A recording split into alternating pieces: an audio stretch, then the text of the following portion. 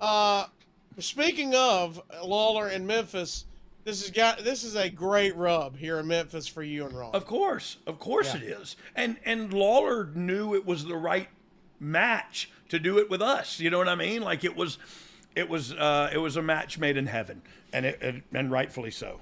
Sunday Night Heat in 12-17 in Little Rock.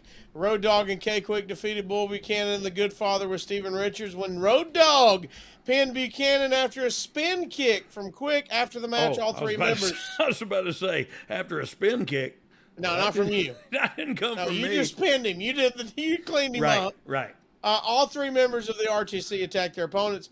The RTC at this point, Dog, seemed to be death for baby faces. Were you worried about them being in this spot? Or No, were you I focused wasn't. on you? Look, I'm focused on Yeah. drugs at the time and drinking and partying and I was going through a divorce and it was just a bad time for me. You know what I mean? And I've had several of these, by the way, as you can listen if you go through our closet there of old. I don't know what that's called for some Archives. reason. Yeah, yeah, that. You'll find out. There were several down periods. I thank God that I'm on the upside now, and that I kicked out, and that I'm doing fine. Look, the Good Father is all I got to say. The Good Father. Here we go. The next TV taping is when everything seems to blow up. Oh God. So here we go. Observer 1101. This stuff hurt my heart to read. Which, by the way, we all thought we were going to die from Y2K, but so we Yeah. survived. Yeah. And now Well, y'all got to go home. Here we go. Brian James was sent home on 12/19 before the tapings in Charlotte, has been suspended indefinitely without any further pay other than the pay he's already earned, such as pay-per-view money coming in for the next few months or merchandise money, since pay-per-view payoffs come a few months after the event and pay for the group of house shows he's already worked. There's no plans at this point of bringing him back. Dog, is all that true? Yeah.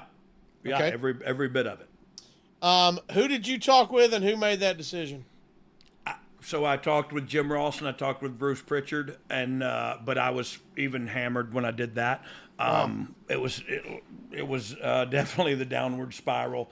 Did you like I show said. up to a show? Yeah, or yeah, what yeah, happened? yeah. Well, look, I showed up to every show like that. I mean, this went down at a house. Yeah. This went down at television. I actually had a match, and so I'll skip ahead a little bit. Had a match with Ron Killings against D'Lo and Headbanger Chaz. I think that was Headbanger Chaz, and I was messed up. And I made it out to the ring and made it in the match and Metal and jacked. Oh yeah, Lowdown was there. yeah, D'Lo.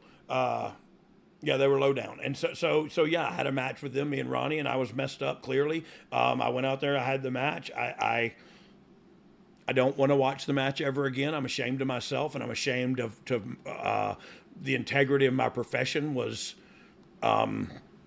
destroyed by me. You know what I mean? And so that part hurts me the worst, that I would go out there and risk other people, and all those people are my friends, so they didn't do anything negative to me. But at the time, I probably was hot at them because they stooged me off or something.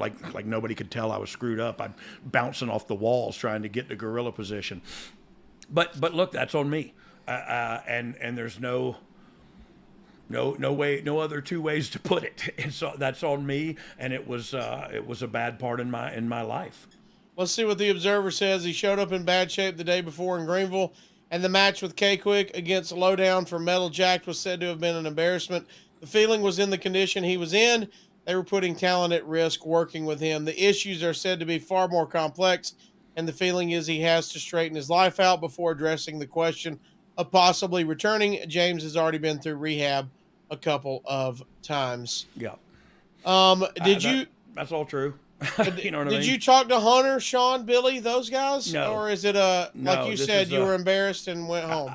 Look, they said it. They said it. It was, the match was an embarrassment. They also got it kind of wrong. They were like, oh, I had the match. We wrestled in the match, and it was an embarrassment. And that's the part that hurts my heart the most, is because it's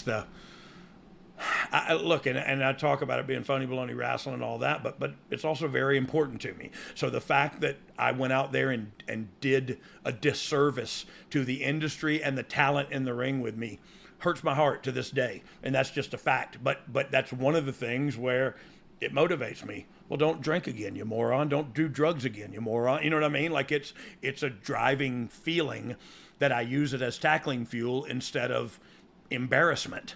But it is definitely both. I know you're fighting your demons here, and you're in the middle of it.